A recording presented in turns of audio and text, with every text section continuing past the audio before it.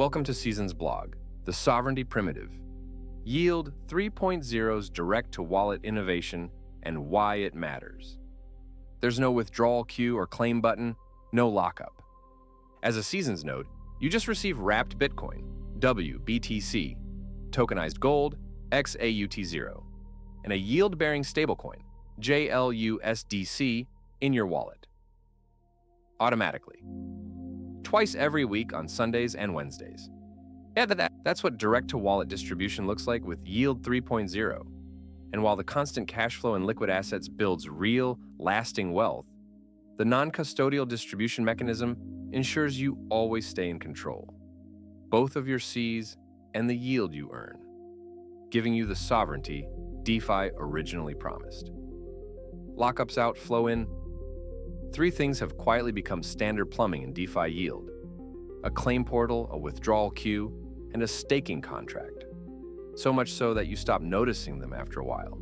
But each marks a point at which your assets no longer belong entirely to you. Claim portals exist because the yield you earn accrues elsewhere, not in your wallet, typically in an admin-controlled smart contract that can be paused, frozen, or exploited. Withdrawal queues exist because your principal isn't in your wallet either.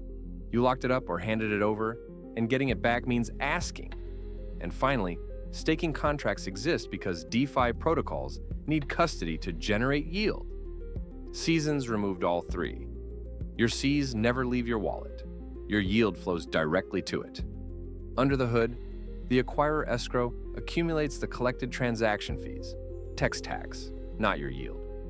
The distributor contract swaps the accumulated fees into inclusion set assets and sends them to active node wallets. Neither takes custody of user funds or locks them up in any way, at any point. Also, your wallet itself is the node, so there is no staking contract. The moment you have 10,000 plus Cs in your Solana wallet, it starts receiving yield payouts. On the contrary, the flow stops automatically when the balance drops below the 10K threshold. The cost of exit paths, hidden until it isn't. Over the past 6 months, 3 distinct failure modes have revealed the true cost of exit paths, which remains hidden until it becomes apparent under stress. First, counterparty failure.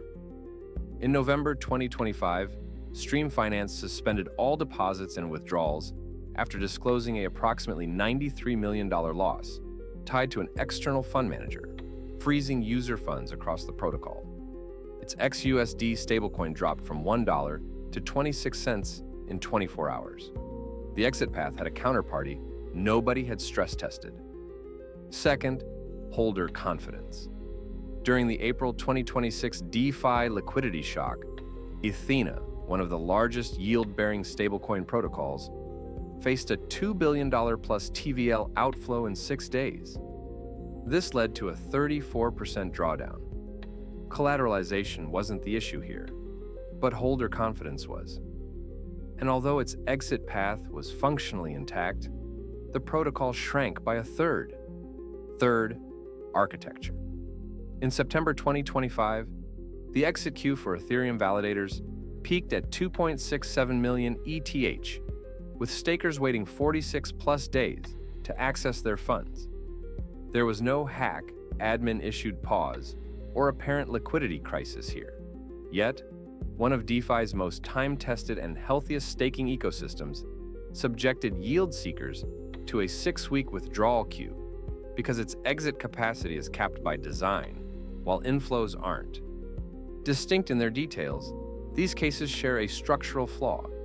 They advertised yield rates first and engineered the exit path after.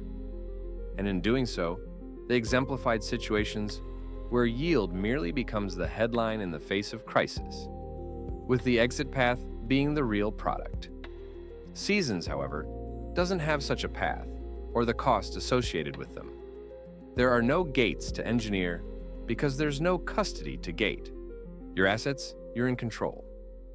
Direct to wallet, non-custodial, liquid cash flow is Seasons' sovereignty primitive.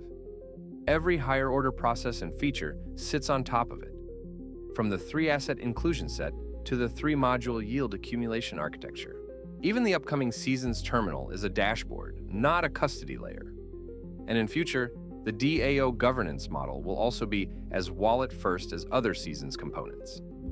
Interestingly, this same primitive also makes Seasons Yield 3.0 framework highly agent-ready. Autonomous agentic system, just like their human counterparts, won't need to navigate complex withdrawal or claim portals. They will simply hold Cs in their wallets and earn yield on capital that would otherwise remain idle and underutilized between payments. One design principle across the board: non-custodial wallets are first-class counterparties in DeFi. And to everyone who remembers DeFi's foundational ethos of not your keys, not your coin, Seasons' sovereignty proposition is a no-brainer. Be it the Cs you own or the liquid alternative assets you earn as yield, everything is always in your control. You're free to use them as you like. You're even free to stop earning yield by reducing your C's balance to less than 10,000, without asking anybody for permissions or waiting for a timer to run out. Always liquid, always earning, always yours. That's Yield 3.0. Hold 10,000 plus C's to use your wallet like a savings account, and just let it grow.